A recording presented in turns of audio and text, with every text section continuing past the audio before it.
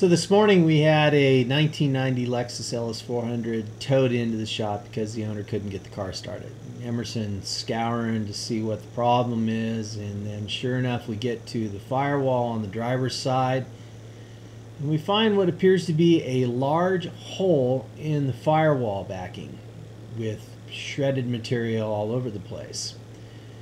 Welcome to rats living in your engine.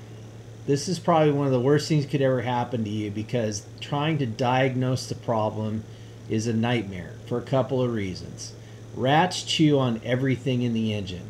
Where I'm pointing right now is an area in the engine called the valley. Underneath your manifold, the rats will crawl in there.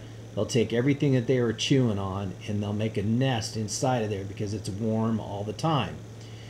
And then what they'll also do is chew on the wires that are in that surrounding area, or the hoses, or anything that they can eat, and they will just use that for breakfast, lunch, and dinner for any car that is parked outside on a regular basis. So he goes through and tries to make sure that nothing else is in bad shape anywhere, and luckily we couldn't find anything else other than just a couple of wires that looked like they had been chewed through and they had to be replaced.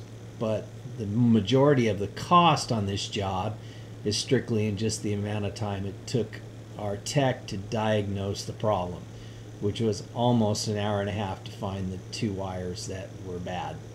So now what we're going to do in part 2 of this video is we're going to install a new rat deterrent system that is super easy and very inexpensive.